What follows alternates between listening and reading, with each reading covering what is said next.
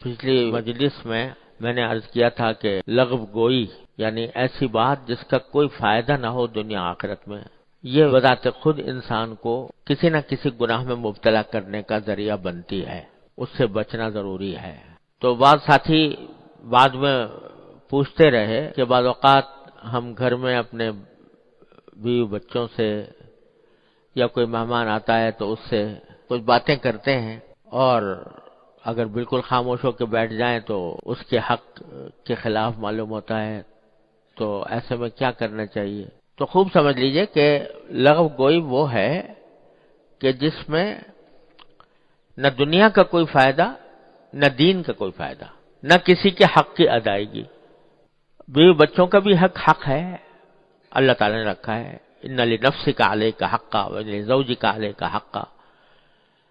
تو اس حق کی ادائیگی بھی ضروری ہے۔ اب آدمی اگر یہ سمجھے کہ مجھے خاموش رہوں اور ساری زندگی گھر میں جاتا ہے اور بیوی سے بات ہی نہیں کرتا، تو یہ تو اس کی حق تلفی ہے، یہ جائز ہی نہیں۔ اسی طریقے سے کوئی مہمان آتا ہے تو اب مہمان کے سامنے آپ بالکل چپ ہو کے بیٹھ کے چپ کا روزہ رکھ کے بیٹھ جاؤ تو اس مہمان کی حق تلفی ہے۔ تو کسی درجے میں اس کے ساتھ بات چیت کرنا، اس کا دل خوش کرنا، کسی مسلمان کا دل خوش کرنے کے لیے کوئی بات کرنا، یہ بھی ایک ثواب کا کام ہے۔ تو ایک مہمان کا حق ہے، اس کا اکرام کرنا چاہیے، اور اس اکرام کا تقاضا یہ ہے کہ کچھ بات اس سے کرے، لیکن یہ سب چیزیں حدود کی پابند ہیں، ایک حد تک ہے وہ کرے۔ تو اسی میں مجھے یاد آیا کہ میں شروع سے کچھ لکھنے پڑھنے کا سلسلہ رہتا ہے، تو اکثر و بیشتر ایسا ہوتا تھا، خاص طور سے جب میں کتب خانے میں بیٹھ کے کام کرتا تھا، کہ کام کر رہا ہوں، کچھ ذہن حاضر کیا، کچھ کتابوں کا مطالعہ کیا، کچھ سمجھ میں آیا لکھنے کے لیے، ابھی مضمون سمجھ میں آیا ہی تھا، قلم ہاتھ میں لیا تھا کہ کوئی صاحب پہنچ گیا، السلام علیکم، اور انہوں نے مصافحہ کرنا شروع کیا اور باتیں شروع کر دی۔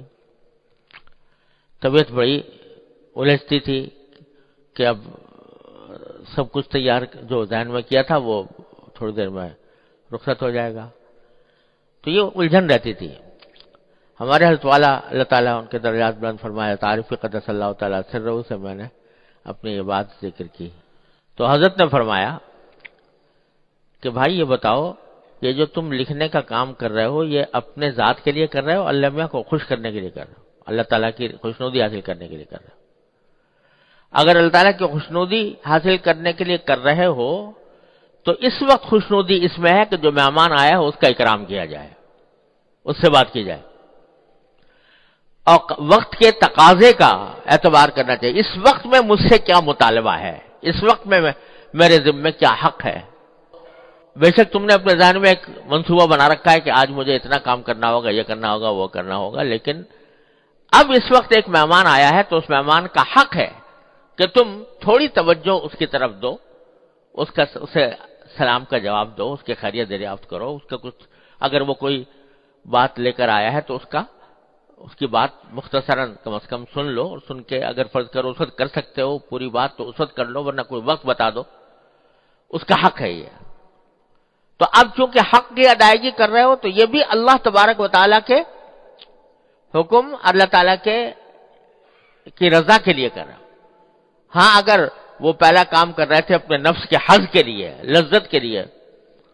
اور اس وجہ سے برا لگ رہا ہے کہ میں اپنے نفس کے حظ کو چھوڑوں،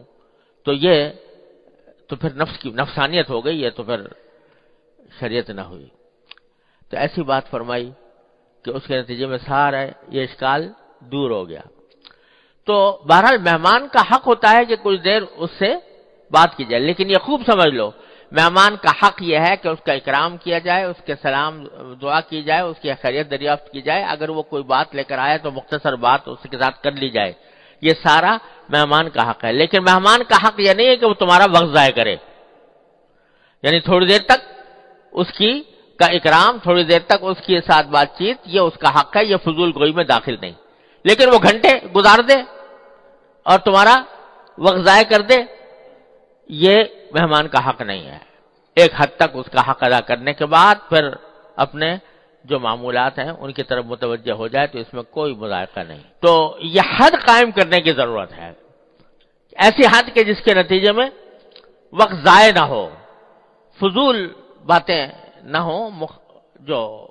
ایسا ہے جس سے واقعتاً معقولیت کی حد تک دوسرے کا دل خوش ہو جائے، اس میں کوئی مذائقہ نہیں. اس کے علاوہ جو ہے باتیں جب ضرورت سے زیادہ ہوں گی تو پھر وہ فضول گوئی میں داخل ہوں گی، اس کے اندر پھر پتہ نہیں کہاں لے جا کے شیطان ڈال دے.